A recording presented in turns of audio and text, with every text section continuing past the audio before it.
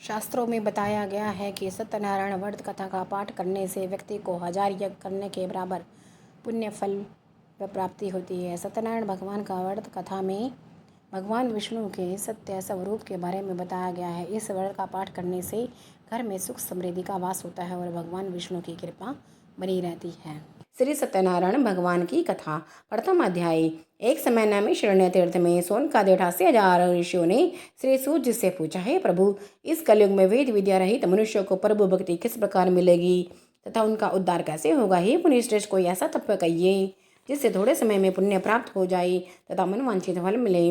वह कथा सुनने की हमारी इच्छा है। सर्वशास्त्र ज्ञाता श्री सूत जी बोले, वैष्णव में पूज्य, आप सबने प्राणियों के हित की बात पूछी है, अतः मैं उस श्रेष्ठ व्रत को आप लोगों से बताऊंगा।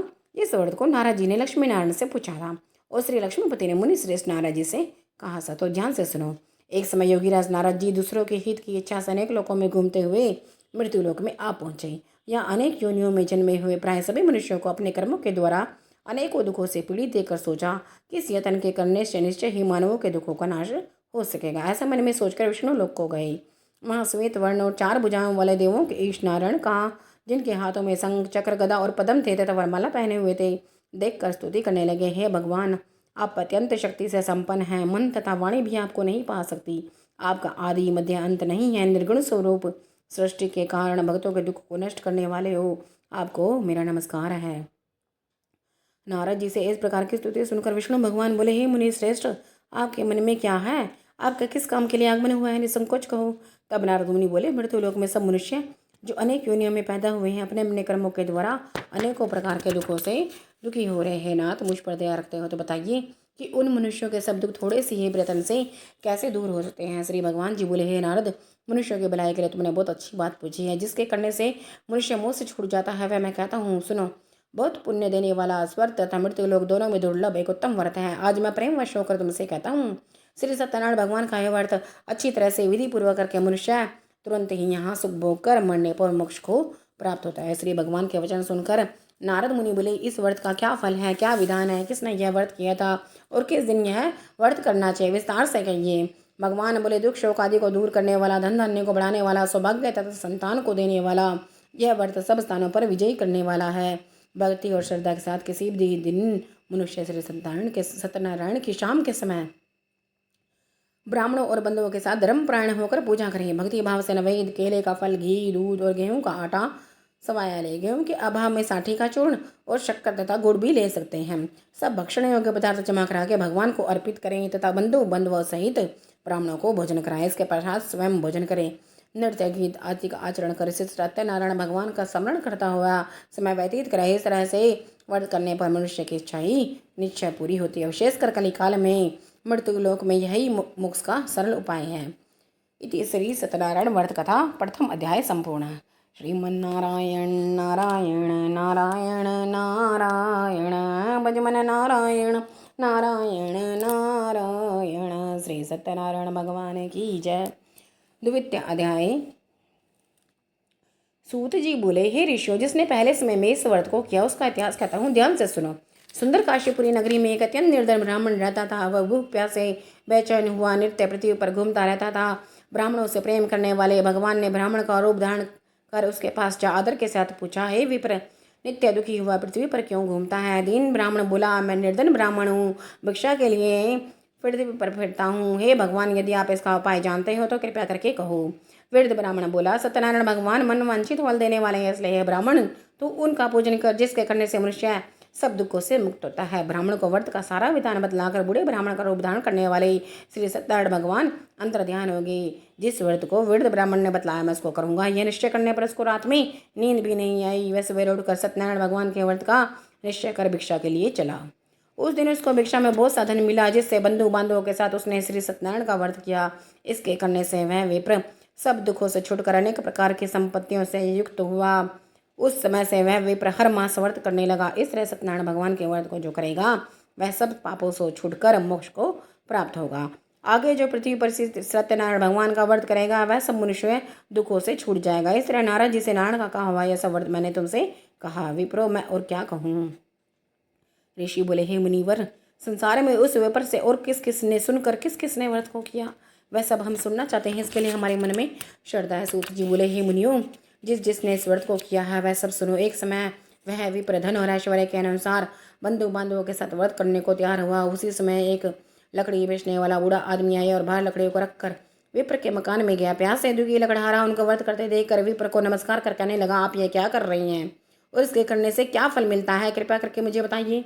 ब्राह्मण ने कहा, सब मनोकामना को पूरा करने वाला यह श्री सत्यनारायण भगवान का व्रत है। इसकी कृपा से मेरे यहाँ धन धान्य आदि की वृद्धि हुई है। विप्र से इस बारे में जानकर लकड़हारा बहुत प्रसन्न हुआ। चढ़ना अमृत ले और प्रसाद खाने के बाद अपने घर को गया।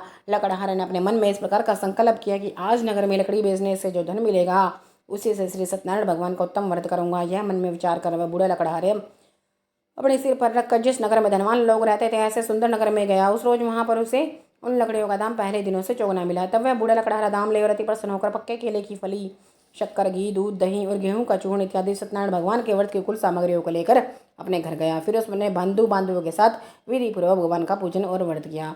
उस व्रत के प्रभाव से बूढ़ा लकड़हारा धन पुत्र आदि से युक्त हुआ और संसार के समस्त सुख भोग कर वैकुंठ को चला गया है। जय श्री सत्यनारायण भगवान की जय। इति सत्यनारायण व्रत कथा द्वितीयाध्याय संपूर्ण। श्रीमन्नारायण नारायण नारायण भजमन्नारायण नारायण नारायण। श्री सत्यनारायण भगवान की जय। तृतीय अध्याय। सूत जी बोले, हे श्रेष्ठ मुनियों, अब आगे की कथा कहता हूँ, सुनो। पहले समय में उल्कामुख नाम का एक बुद्धिमान राजा था। वह सत्यवक्ता और जितेंद्रिय था। प्रतिदिन देवस्थानों पर जाता तथा गरीबों को धन देकर उनके कष्ट दूर करता था। उसकी पत्नी कमल के समान मुख वाली और सती साध्वी थी। भद्रशिला नदी के तट पर उन दोनों ने श्री सत्यनारायण भगवान का व्रत किया। उस समय वहाँ एक साधु वैश्य आया और उसके पास व्यापार के लिए बहुत सा धन था। राजा को व्रत करते देखकर वे विनय से पूछने लगा, हे राजन, भक्ति उच्च से आप यह क्या कर रहे हैं, मेरी सुनने की इच्छा है, सो आप ये मुझे बताइए। राजा बोला, हे साधु, अपने बांधवों के साथ पुत्रादि की प्राप्ति के लिए महाशक्तिवान श्री सत्यनारायण भगवान का व्रत व पूजन किया जा रहा है। राजा के वचन सुनकर साधु आदर से बोला, हे राजन, मुझसे इसका संविधान कहो, मैं भी आपके कथनानुसार इस व्रत को करूंगा। मेरे भी कोई संतान नहीं है और इससे निश्चय ही होगी। राजा से संविधान सुनकर व्यापार से निर्वृत्त वह आनंद के साथ घर गया। साधु ने अपनी स्त्री से संतान देने वाले उस व्रत का वर्णन सुना और कहा, जब मेरी संतान होगी तब मैं इस व्रत को करूंगा। साधु ने ऐसे वचन अपनी स्त्री लीलावती से कहे। एक दिन उसकी पत्नी लीलावती पति के साथ आनंदित और संसारी धर्म में प्रवृत्त होकर श्री सत्यनारायण भगवान की कृपा से गर्भवती हो गई। 10वें महीने में एक सुंदर कन्या का जन्म हुआ। दिनों दिन वह इस तरह से बढ़ने लगी जैसे शुक्ल पक्ष का चंद्रमा बढ़ता है। कन्या का नाम कलावती रखा गया। तब लीलावती ने मीठे शब्द में अपने पति से कहा, जो आपने संकल्प किया था कि सत्यनारायण भगवान का व्रत करूंगा, आप उसे करिए। साधु बोला, हे प्रिय, इसके विवाह पर करूंगा। इस प्रकार अपनी पत्नी को आश्वासन देवे नगर को गया। कलावती पितृगृह में वृद्धि को प्राप्त हो गई। साधु ने जब नगर में सखियों के साथ अपनी पुत्री को देखा तो तुरंत ही दूत को बुलाकर कहा, पुत्री के वास्ते कोई सुयोग्य वर देख कर लाओ। साधु की आज्ञा पाकर दूत कंचन नगर पहुंचा और वहां पर देखभाल कर लड़की के लिए सुयोग्य वणिक पुत्र को ले आया। उस सुयोग्य लड़के को देखकर साधु ने अपने बंधु बांधवों से प्रसन्नचित अपनी पुत्री का विवाह उसके साथ कर दिया। किंतु दुर्भाग्य से विवाह के समय भी व्रत को करना भूल गया। परंतु भगवान क्रोधित हो गए, श्राप दिया, तुम्हें दारुण दुख प्राप्त होगा। अपने कार्य में कुशल साधु बनिया जमाता सहित समुद्र के स्पेम स्थित रत्नपुर नगर में गया और वहां दोनों ससुर जमाई चंद्रकेतु राजा के उस नगर में व्यापार करने लगे। एक बार भगवान की माया से प्रेरित कोई चोर राजा का धन चुराकर भागा जा रहा था, किंतु राजा के दूतों को आता देखकर चोर ने घबराकर भागते हुए राजा का सारा धन उन्हीं ससुर जमाई के जहां वो ठहरे हुए थे वहीं पर रख दिया। जब दूतों ने उस साधु वैश्य के पास राजा के धन को रखा देखा तो वे दोनों को पकड़ कर ले गए और राजा से जाकर बोले, हम 2 चोर पकड़ कर लाए हैं, हमें क्या करना, आज्ञा दे। राजा ने आज्ञा दी, इनको कठोर कारावास में डाल दो और सारा धन छीन लिया। श्री सत्यनारायण भगवान के श्राप के द्वारा उनकी पत्नी भी घर पर बहुत दुखी हुई। घर पर जो धन रखा था उसे चोर चुरा कर ले गए। शारीरिक व मानसिक पीड़ा और भूख प्यास से अति दुखित हो उनकी चिंता में कलावती एक ब्राह्मण के घर गई। वहाँ उसने श्री सत्यनारायण भगवान का व्रत होते देखा।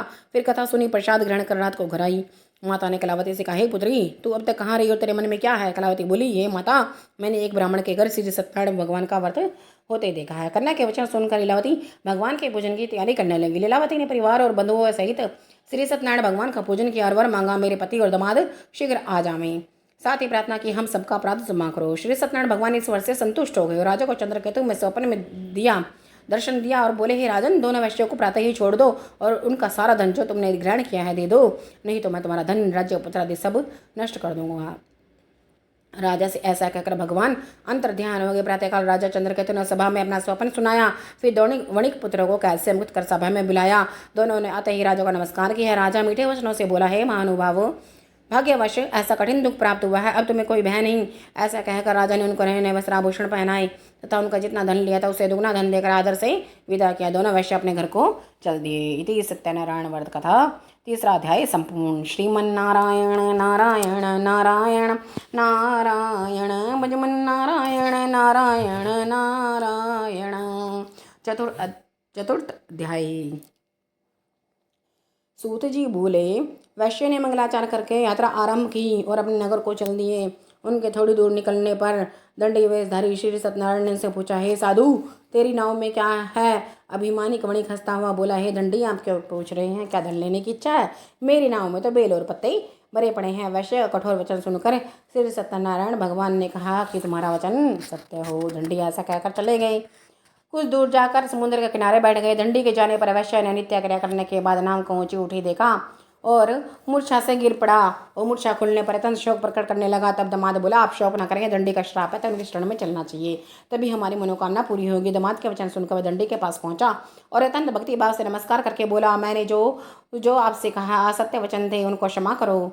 ऐसा कहकर शोकातुर हो रोने लगे। तब दंडी भगवान बोले, हे वणिक पुत्र, मेरी आज्ञा से बार बार तुम्हें दुख प्राप्त हुआ है, तो मेरी पूजा से विमुख हुआ। साधु बोला, हे भगवान, आपकी माया से मोहित ब्रह्मा आदि भी आपके रूप को नहीं जानते, तब मैं ज्ञानी कैसे जान सकता हूँ? आप प्रसन्न होइए, मैं सामर्थ्य के अनुसार आपकी पूजा करूंगा, मेरी रक्षा करो और पहले के समान नौका में धन भर दो। उसकी भक्ति वचन सुनकर भगवान प्रसन्न हो उसकी इच्छा अनुसार वर देकर अंतर ध्यान हो गए। तब उन्होंने नाव पर आकर देखा, नाव धन से परिपूर्ण है। फिर वह श्री सत्यनारायण भगवान का पूजन कर साथियों सहित अपने नगर को चला गया। जब वह अपने नगर के निकट पहुंचा तब दूत को घर भेजा। दूत ने साधु के घर जाकर अपनी पत्नी को उसकी पत्नी को नमस्कार कर कहा, साधु अपने दामाद सहित इस नगर के समीप आ गए हैं। ऐसा सुन साधु की पत्नी ने बड़े हर्ष के साथ श्री सत्यनारायण का पूजन कर पुत्री से कहा, मैं अपने पति के दर्शन के लिए जा रही हूँ, तू कार्य पूर्ण कर शीघ्र आना। माता के ऐसे वचन सुनकर कलावती प्रसाद छोड़कर जल्दी में पति के पास गई। प्रसाद की अवज्ञा के कारण श्री सत्यनारायण भगवान ने रुष्ट हो उसके पति को नाव सहित पानी में डुबो दिया। कलावती अपने पति को न देख कर रोती हुई जमीन पर गिर गई। इस तरह नौका को डूबा हुआ और कन्या को रोता हुआ देखकर साधु दुखी हो बोला, हे प्रभु, मुझसे या मेरे परिवार से जो भूल हुई है इसे क्षमा करो। उसके दीन वचन सुनकर